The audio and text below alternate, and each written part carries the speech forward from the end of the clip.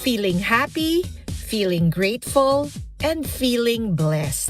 Yan ang nararamdaman ng maraming kada sa tuwing A15 at katapusan ng buwan dahil sahod day.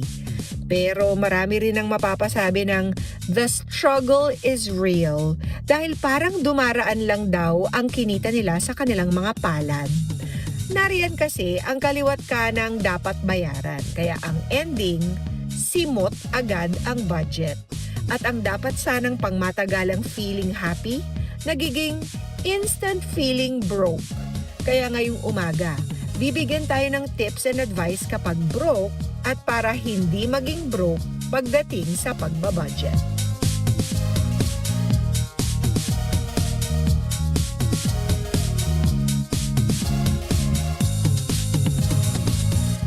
Class, ilabas na ang inyong mga notebook at ang inyong mga panulat dahil kaya importante itong pag-uusapan natin. Ito po ay tungkol sa kung gaano nakarami ang pera natin. Ay, hindi po.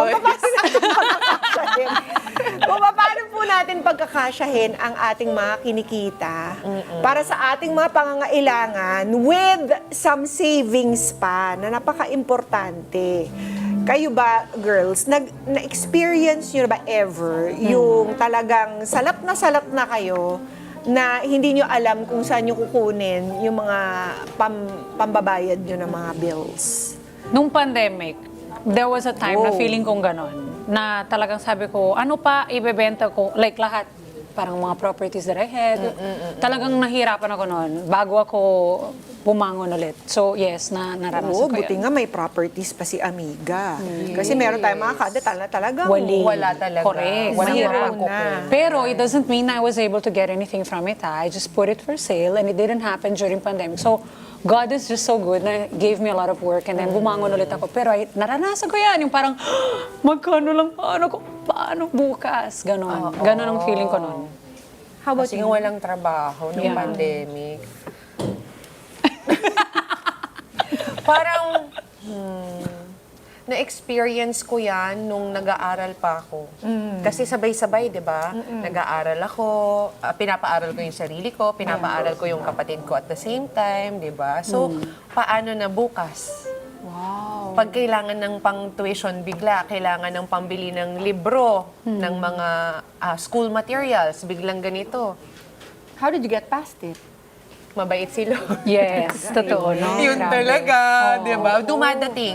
Somehow, bigla na lang siyang dumarating. Wow. Amen to So, yun. that. Yes. At para hindi po maging zero balance ang ating mga wallet at bank accounts, para magkaroon pa tayo ng ipon, tuturuan tayong muli ng financial coach na si Coach Chinky Tan. Ano, Chinky? Ano masasabi mo? Good morning! Good morning! Hi, good morning. Siyempre kay Luan, kay Pia, at siyempre the beautiful Diana. Hindi, kasi alam mo, I'm really amazed, especially with you. Para kang high school. Ay! Wow! Thank you naman, Chinky! Talaga, di ba? Thank you, Lord, din With the yan. ponytail and everything.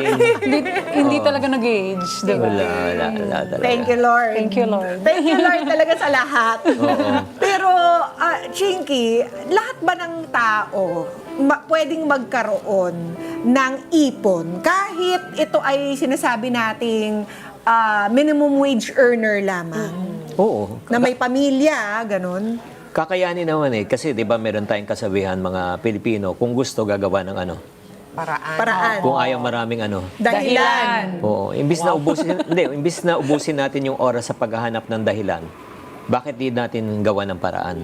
Okay. Oh, like for example, to prove na hindi lang kasi problema kasi yung pera, 'di ba, yung income, no? Kung naalala niyo yung pinakaunang kita at sweldo natin, 'di ba? Maliit lang naman eh. Himalangan nung maliit ang sweldo na pagkakasya, minsan may sobra pa. Yes. Nung lumaki na kita, nagkulang na nagkautang pa. Bakit? Ano nangyari? Hindi, because yun nga, ang problem is kasi yun nga, yung tinatawag na lifestyle inflation. Okay. Yung habang lumalaki yung income mo, yung parang desire mo, 'di ba? Dating hindi mo binibili mo na, dating hindi mo kinakain mo na, dating hindi mo pinupuntahan mo na. Ang problema minsan nasanay, yung parang nasobrahan ka naman. Let's get together. Sunday 25.